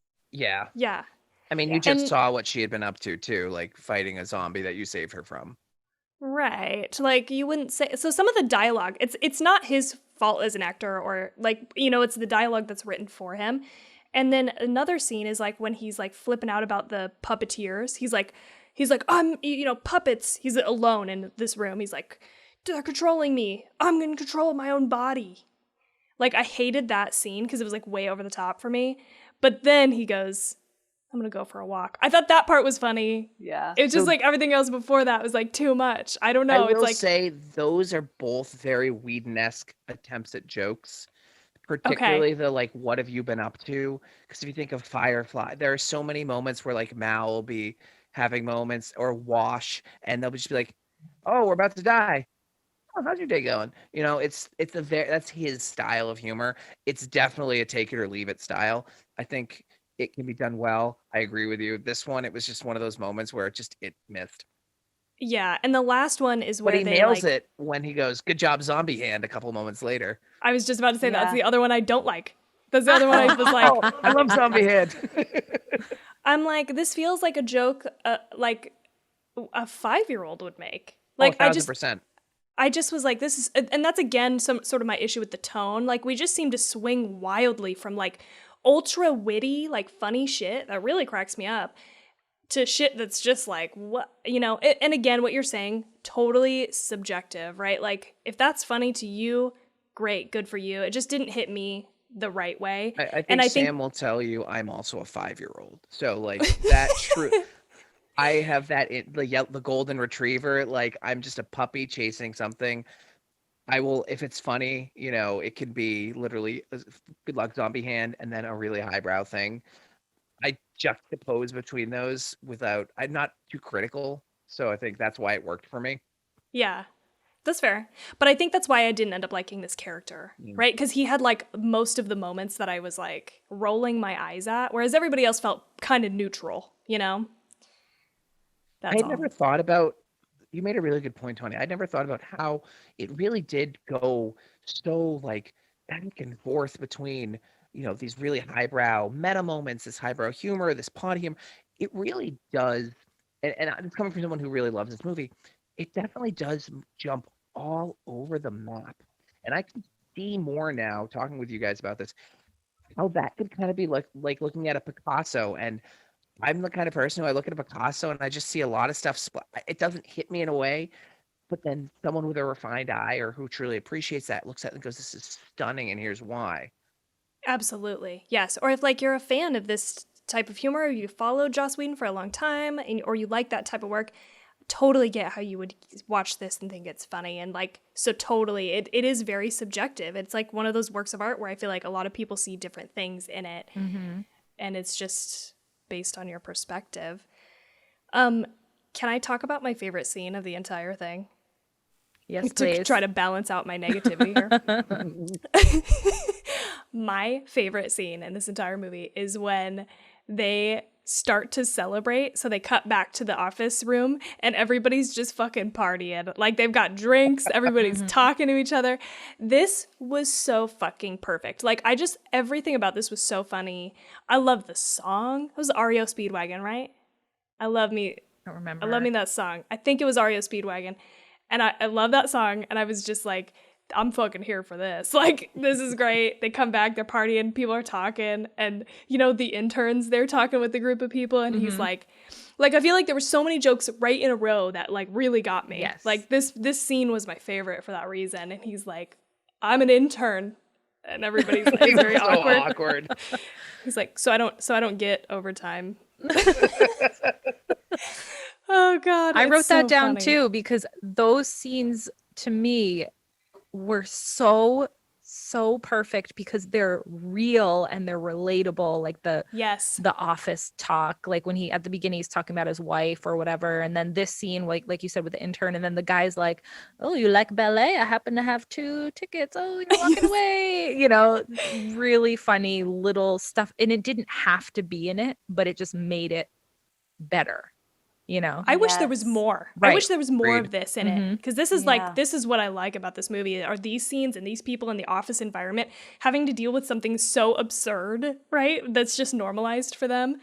And they're like, I love too when he goes up to that group of people and he's like, you guys almost got us. You almost fucked up the night, like pretty much. And they're like pissed about it. Like they can't let it go. They're like, that wasn't our fault. Okay.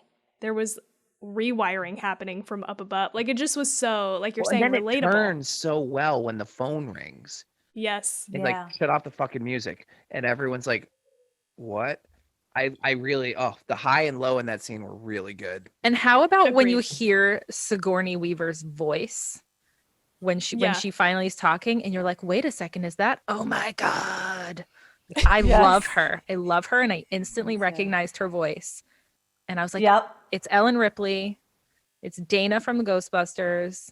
Name any of her roles. I love her. Damn, you're not going to like this.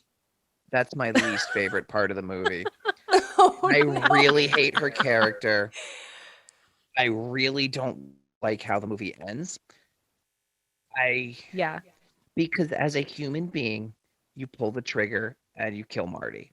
Okay, agreed. Yeah. Mhm. It's just %. It's a no-brainer. If I'm Marty and Sam is her, I understand. You shoot me. It's bigger than me. Mm-hmm.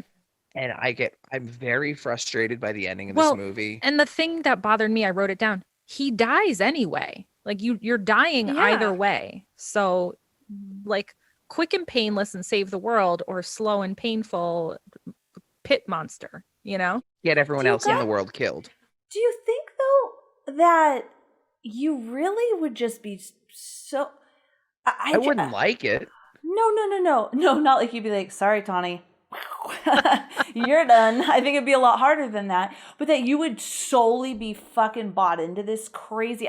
I think you'd be like, what the fuck is happening? Like, I don't, and this woman is like, yeah, this is the end of the world. Do I even believe her? Like, what absolutely is happening, fair. to be so fully bought into, yes, kill me because I will die anyways. Well, I mean, there's like zombies and werewolves and fornication monsters. So I feel like at that point, maybe he may be like, no, that's what I mean. Okay. Your whole mind would be like, what the fuck is happening? Oh, And it's just absolutely. ongoing. It's just ongoing. It's like the slaughter.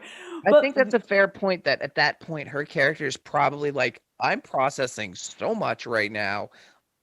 Nobody's home. I can't make a decision quickly. And then the werewolf's on top of her. So I think that's a fair point. I like that. Yeah.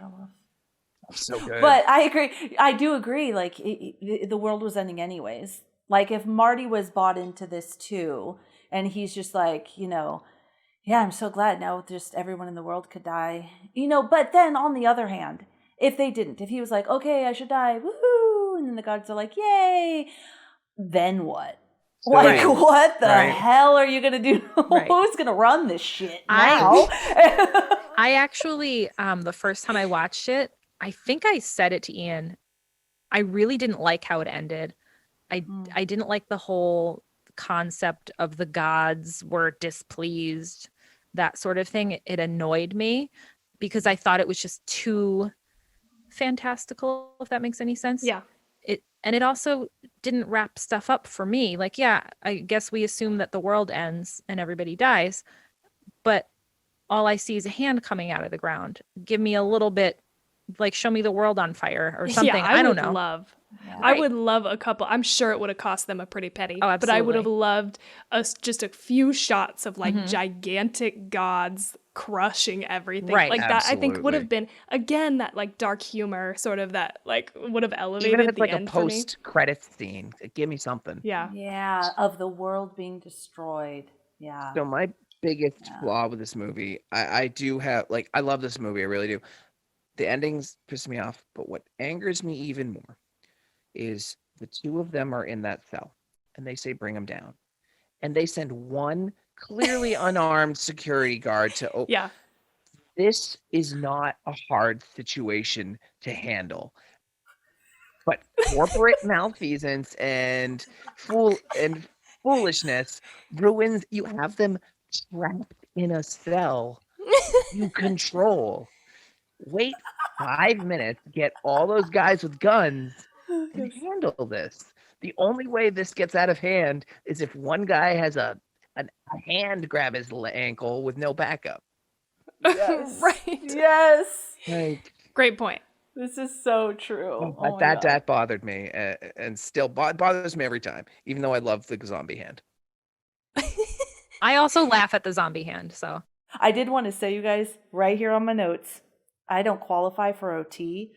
This was just, I agree. I loved it so much, especially my world with just, I think all of our, like in our corporate jobs and managing and all this stuff. When they said that, I was like, oh shit, yes. Yeah. I loved it. It was my second favorite line of the movie.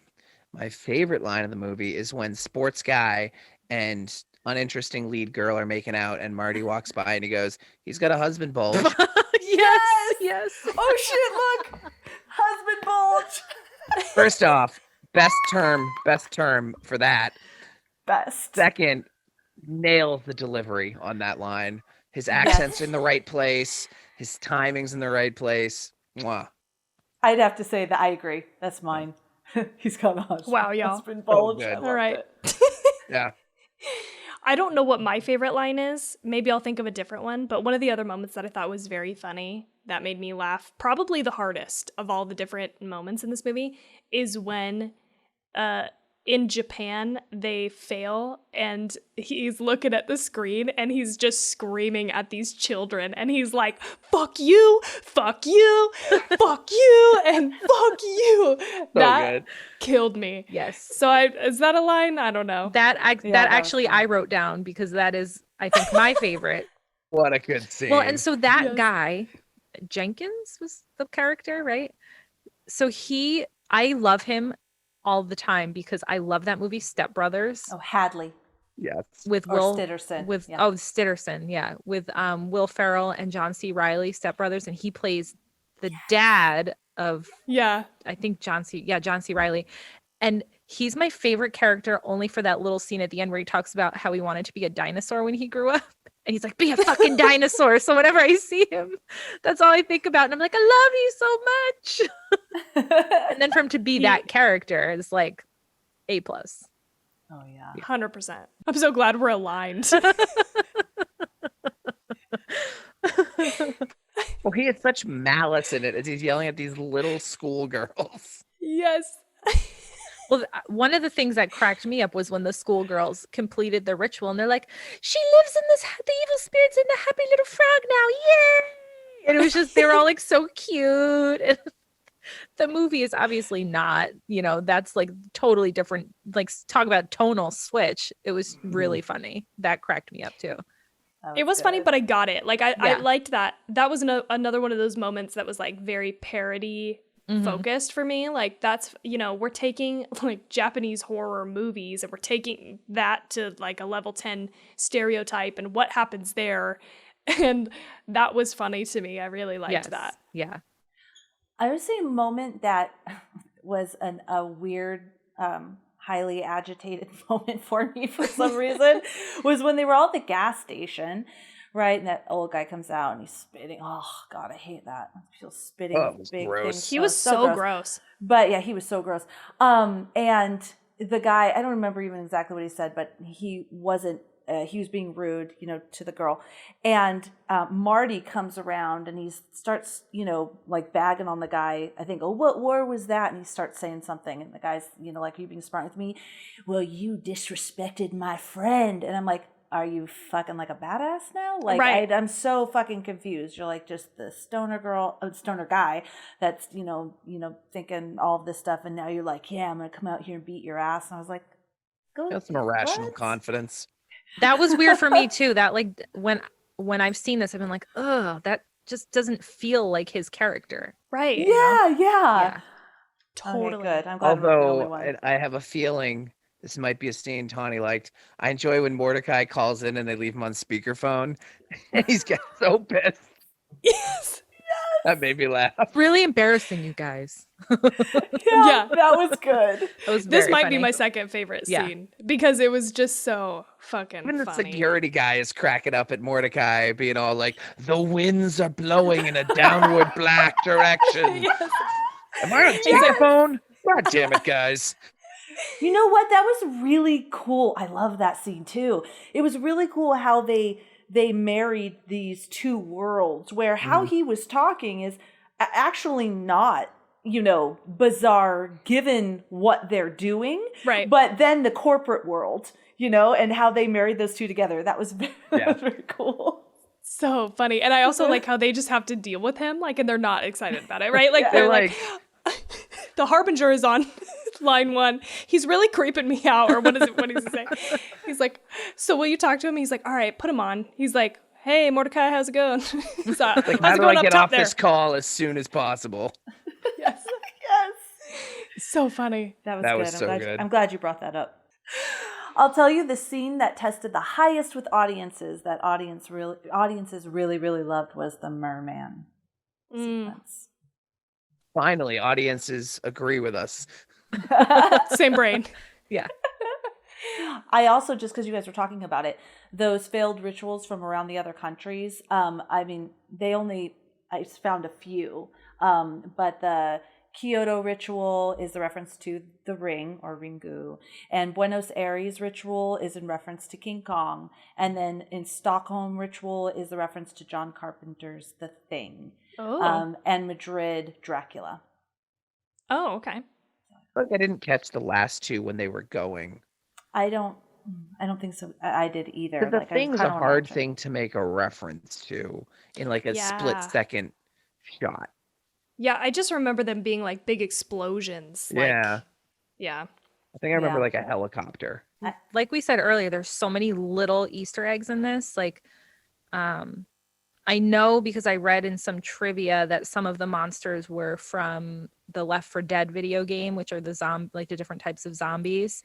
And I saw nurses that look like the Silent Hill nurses. Like, you can see like all those little things. So Had the purge people. Mhm.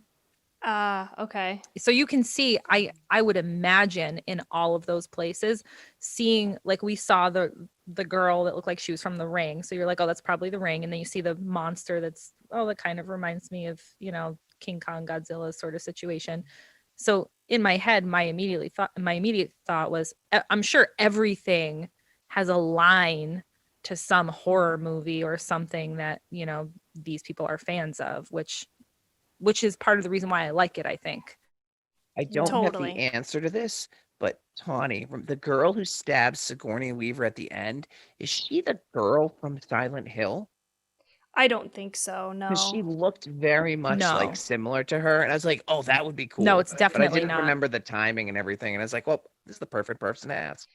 No, but I can tell you why you think that probably because the poster for Silent Hill is that girl's face with that texture overlaid on top of it. So it's like that Okay. paint that's dried up and it has like the cracks in it.